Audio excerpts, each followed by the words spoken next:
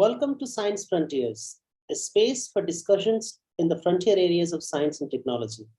I am your host, Binay Panda. What comes to mind when you think about science? Well, for most, including many practicing scientists, science is restricted to conducting experiments, theorizing about certain fundamental principles of nature, developing proofs, and analyzing data. However, this is far from being correct. In fact, science extends far beyond doing experiments and analyzing data. And in this context, today's discussion is very timely. In this episode, the first in the series on philosophy and science, we shall discuss why it is important to understand and study philosophy, especially if you are a science student, both of natural and social sciences, and what roles the discipline has played so far in shaping our thoughts. We shall discuss the topic with Professor Sundar Sarukkai. Sundar is the founder of Barefoot Philosophers and is currently a visiting faculty at the Center for Society and Policy, Indian Institute of Science, Bangalore. Sundar, welcome to the show and thank you for joining us. Thank you, Binay. Pleasure to be here. To begin with, can you take us back to history and tell us, and particularly the link between science and philosophy, and how did it all start? Well, it all started with philosophy, and there was nothing called science. And the earliest intellectual contributions from different societies, particularly dominantly understood as the Asian African societies, much before Europe got into the picture, they produced very rich account of the world. So largely philosophy began with two kinds of approaches. One is to give an account of the world, like what kind of world they inhabit in, etc. And secondly, to give an account of themselves as human beings living in this world. And that was, very broadly when to put it very broadly, this was the origin of philosophy in a sense, trying to make sense of their nature of existence. And there are many different kinds of questions one could ask. So you had one long tradition beginning in Asia, particularly since we're sitting here in India, we can talk about the enormous output of Indian philosophical systems. There are many of them. And similarly, in what is often called as Greek thought, which includes very famous names like Socrates, Plato, Aristotle, and so on. And all of them, in a sense, were asking questions which scientists ask later. For example, one of the most important questions is, what is the foundation of objects? What is it that objects are really made up of? And it's very interesting to note that the first ideas of atomic theory does not come from science, it comes from philosophy. It comes in the Indian context from Canada, it comes from Democritus in the Greek thought, and it arises in very interesting ways. And there are stories of how you can see this being discussed. A very famous example, of course, is to ask a question: if I take a seed and break it into half, this is one of the famous Uddala Karuni story. You break it into half, and then you keep breaking it, and where do you reach? What is this lowest thing that you would reach? The idea that qualities of things, very famously like gold, is actually made up of many gold-like things, gold atoms, if you like. Beautiful, if you really think about it, it's such a wonderful, lovely, visual image, which really drives these ideas of basic questions of atomism. Questions of relation, ideas of force happen in a very different sense, of course. They don't formulate this idea of a force, which gets its maturity with Newton and so on. But the point is that these questions, which are often posed, for example, in terms of causality, cause and effect, a huge topic of discussion in various philosophical traditions. Again, much in Indian philosophical traditions on what is cause, what is effect, how do you know what is causing what, does cause come before effect, and so on. So really fascinating questions around this. So, and then of course, the third most important point is the idea of motion. Why do things move? The most fundamental question which creates modern physics, right? Which creates Newtonian physics.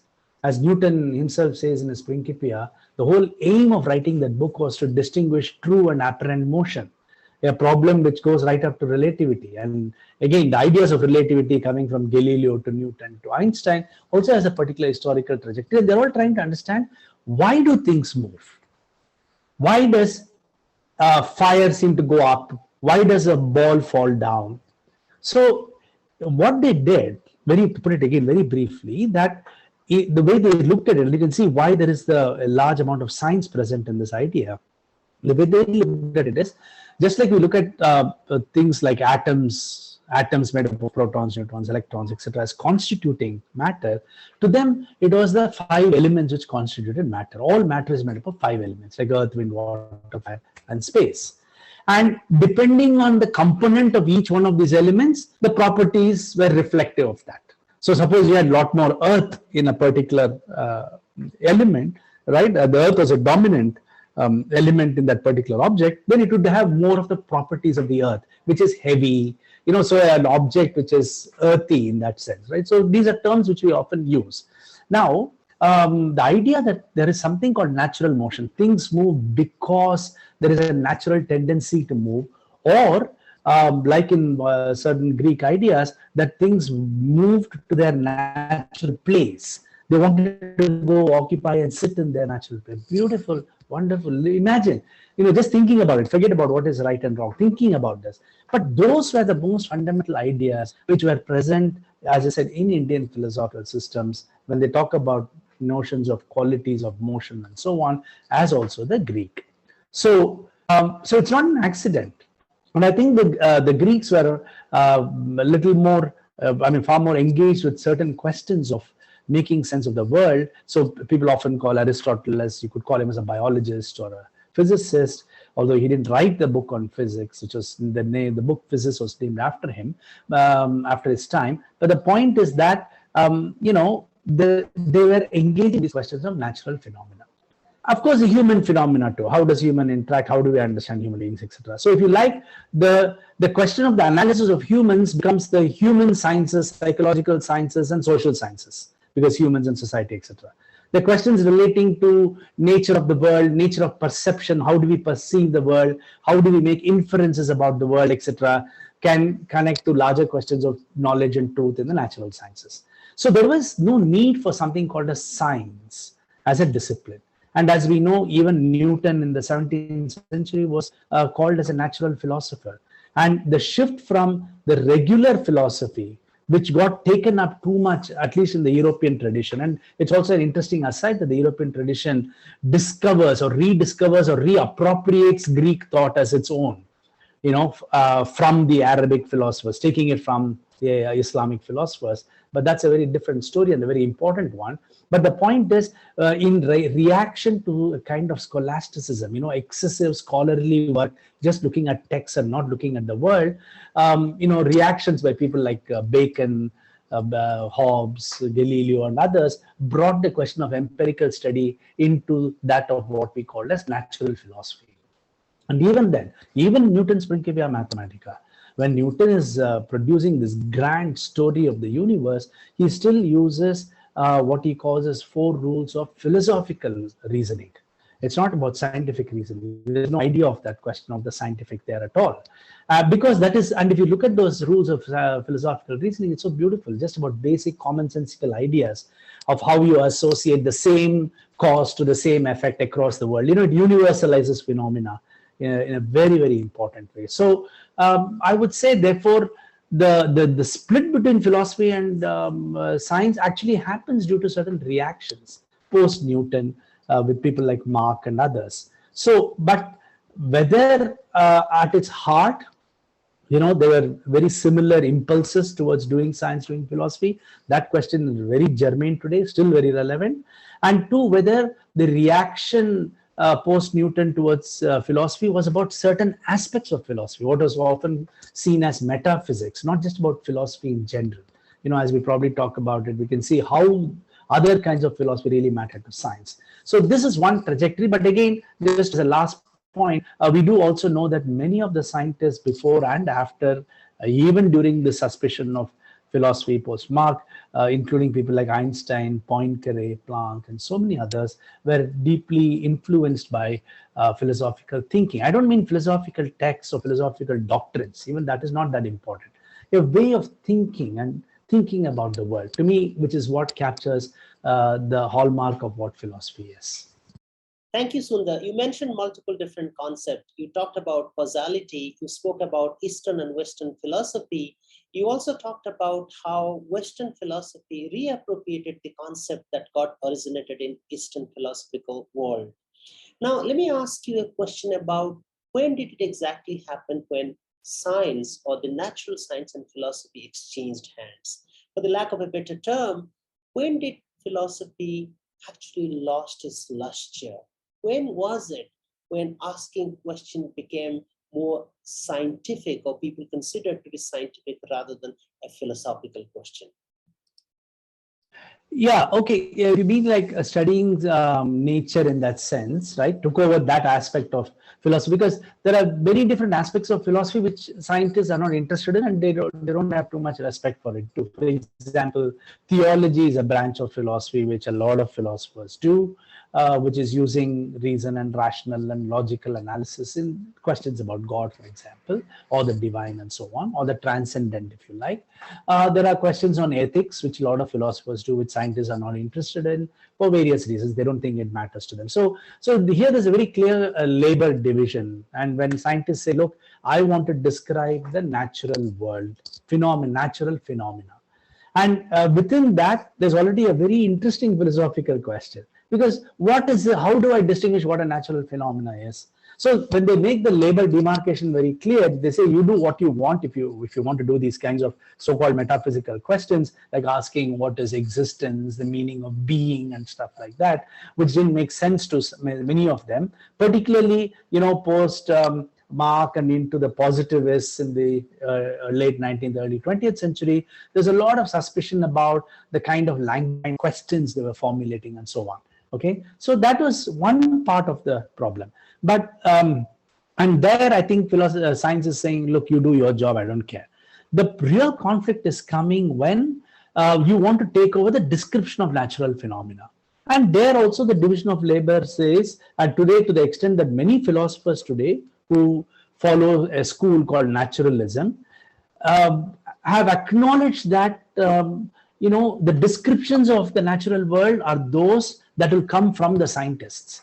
So they recognize that the scientific knowledge is going to produce knowledge, empirical knowledge about the world, and then philosophy comes in to ask other kinds of questions about it. So that kind of division of labor is also said, well, science can do this job far better perhaps. But in this, there is a question of what constitutes nature and natural phenomena. And I would say that at the heart of it is already a philosophical problem, because the definition of what nature is actually very complex. Does nature mean all things around me, all natural things around me? That seems like a tautology. And what is it about nature that I think I would study as a scientist? And very interestingly, as historians of science like Daston have pointed out, that the concept nature is the first concept which becomes produced by science. Forget about various other concepts. Science had to tell itself, define what I often called as an object of discourse, object of what I'm going to study. So, as a biologist also, you would recognize, I'm sure many times you've thought about this, that the way physicists look at nature, the concept nature, is quite different from the way the biologists look at concept of nature. So for physics, material objects in nature are not important.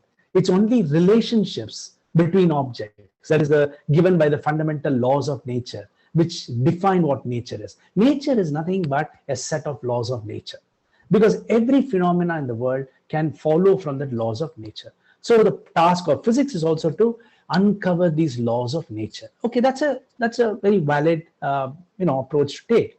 But then biologists look at the approach of nature is not that.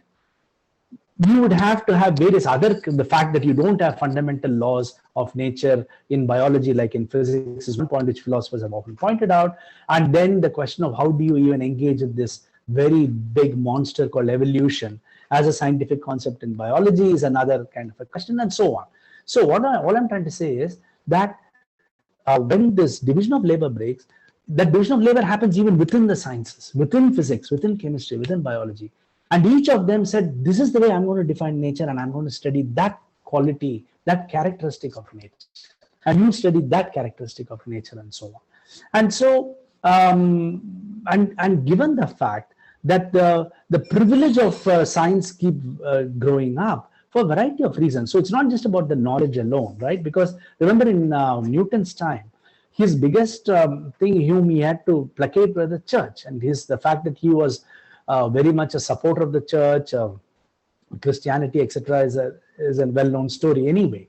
But the point is the growth of the power of science, I think, really would happen only in the context of industrial revolution and post. In a sense, much more than these grand theories of the universe, which are interesting enough at some level, etc. But the social power which gets accrued to the community of scientists who are very powerful people. Look at the Royal Society when it begins to establish norms for what is science, what is it to do science, and the kind of members they would take, and the members' position within the monarchy and within the larger social structure. In Britain, for example, a very important model in the development of science was duplicated in various other places also. So you could see that it becomes a form of social power. And with industrial revolution and associated with questions of the military, in which science always has a very, very important role to play, it changes the stake completely. So philosophy becomes completely irrelevant, and then the reference to philosophy is often in contrast to the usefulness of science. I think Farabin says this, it's been quite some times, I don't remember it, but I remember mostly this Farabin's in Against Method, where he talks about how Galileo is using this telescope, right? And what is this rhetoric in convincing people that what you see in the telescope is indeed the way it really is. In other words, I may look through an instrument, but there's another great topic of discussion, which is that seeing is not innocent. It's always a culture. You have to be taught how to see. And to me, science is always a lot about cultures of seeing, what is it to see, etc., right? So if you look at the Galileo, and imagine we are in Galileo's time, I have a telescope, I'm looking at it, and somebody says, this is the object. Doesn't make sense to me at all. Why would I believe that? The fact that I can convince you, that rhetoric I have to build to say, no, you really are seeing a far, moon close, as if it's so close, and the instrument is not modifying it. I have not done some magic with it.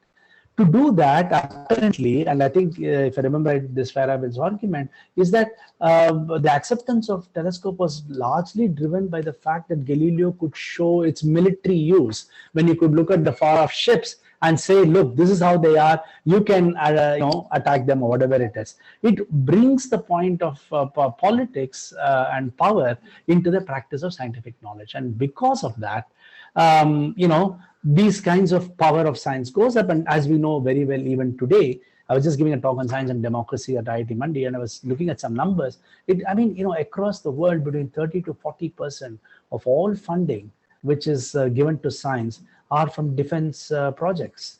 Even in India, the DST report of 2019 says it's about 36 or 37% to DRDO and so on. So the point is, there's a huge amount of money going, public money goes, because the validity of science is being converted into massive technological output. And what is interesting is that the fact that science has continued its position is by always putting technology as applied science, as putting one step lower to science. Right. That's a story we have to challenge and invert. It's actually technology which has given value to science. Exactly. And you are absolutely right, Sundar, when you said that technology is driving science rather than science is driving technology. In fact, the onset of industrial revolution actually started this process. If you remember the very famous phrase of Eisenhower of military industrial complex, and how the military industrial complex gave rise to a lot of technological development with the background science. Now, let me take you back to a point that you mentioned in the beginning, that is about the Eastern philosophy. And what I want to ask you is, when Eastern and Western philosopher met, how did that happen, and how much influence the Eastern philosophy had on Western philosophy, and vice versa? Well, this is such a fascinating and complex question, Binay. I like many things, you can always talk a lot more about it, but let me try and see if I can catch some essential points in this. Okay. One, if you look at early philosophical systems, right, including the early Greek and the Indian, what I mean by the Indian are a series of various schools, as we know, whether it's from Sankhya to Nyaya to the non-Vedic, non-Upanishadic traditions, which are the Buddhist and the Jaina.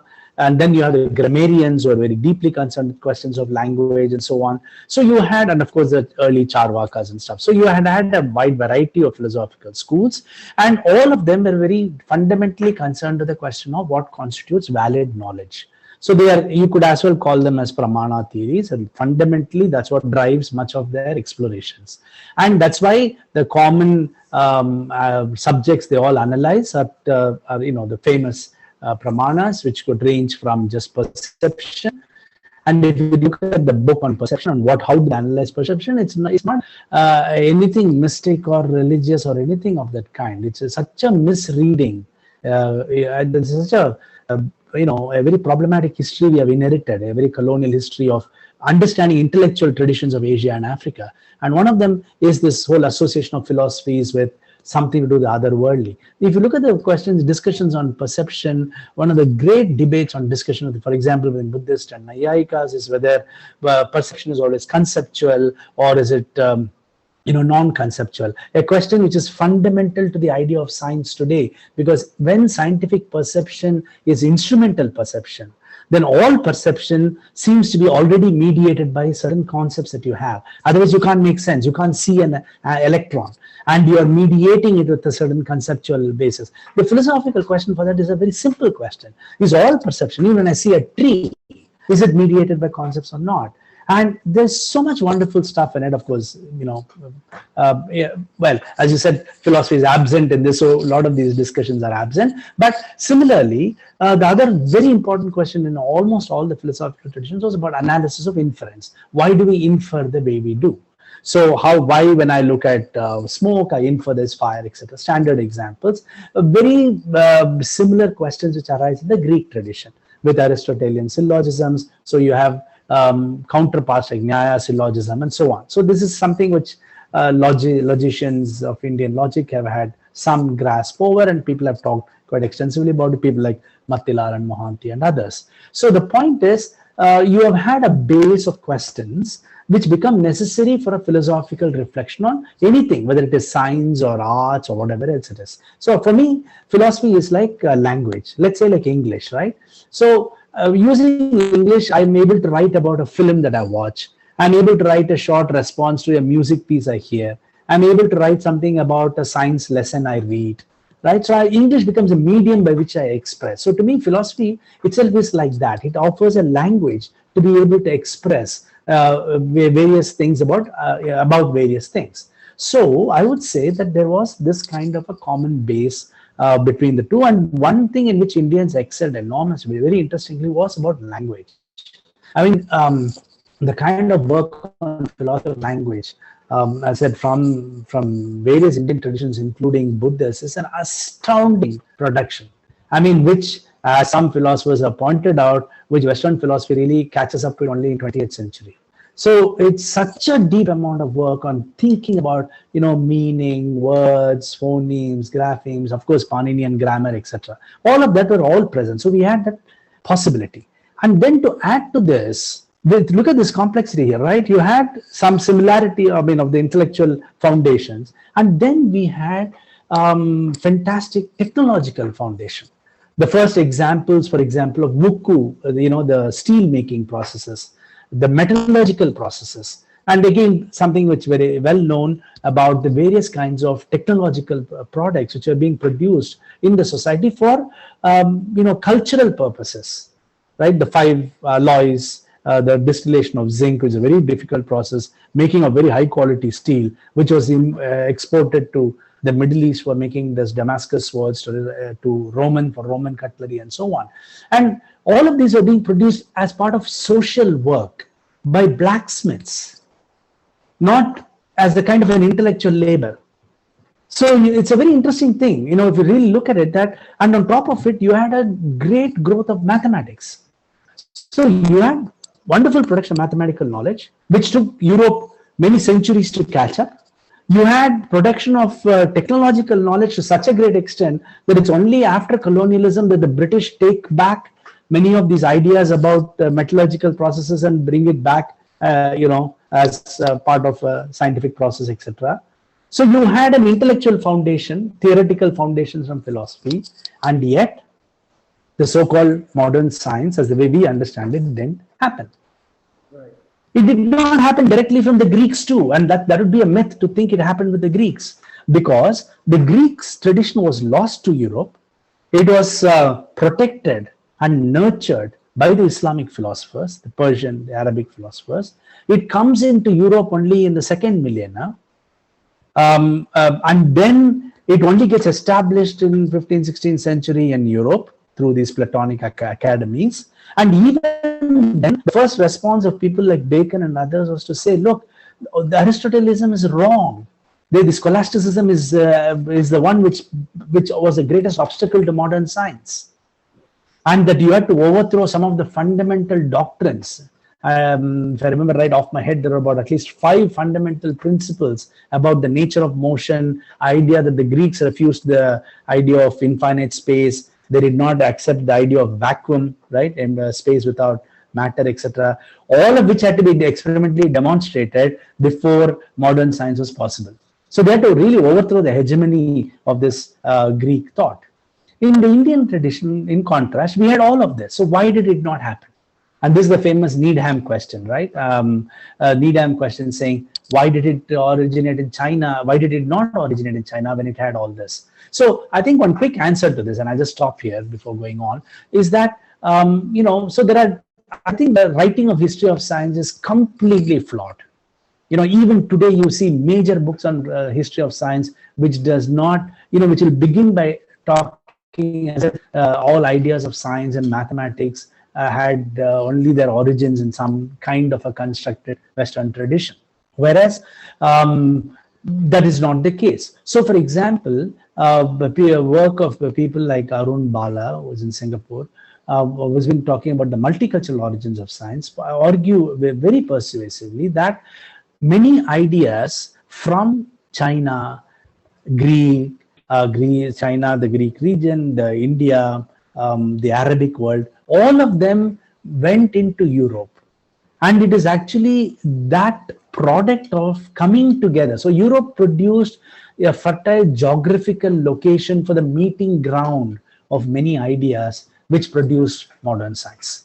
There are very deep questions about, very problematical questions about where does Copernicus get his data from, and whether Tycho Brahe's models related to the Kerala Astronomy School, etc., etc. So I think the question of where they went apart, I mean, there are different social contexts, of course. All I'm saying is there seemed to have been a very interesting mix of the necessary intellectual foundation, technological work, mathematics in places like China and India, but something doesn't happen. Maybe it's also there, it's also about social structures. Maybe they're stratified, but it was not that Europe or Greek were not stratified structures. So, so it's a far more complex question to think about. So, thank you, Sundar. I think you have given us enough food for thought. You spoke very eloquently about the influence of Eastern, including Indian philosophical thoughts on the way we ask questions. You talked about Western philosophy. You spoke about the fundamental questions that we ask about nature and how philosophy has actually impacted the way as humans we have started asking questions from time immemorial. Unfortunately, that's all the time that we have today, but I want to assure our viewers that we will be back soon in the same series to talk about philosophy and science, and we'll be covering a lot more about very interesting topics, starting with Karl Popper, Thomas Kuhn, and the structure of scientific revolution. Stay tuned. Thank you. Thank you, Sundar, for joining us, and we appreciate you being here.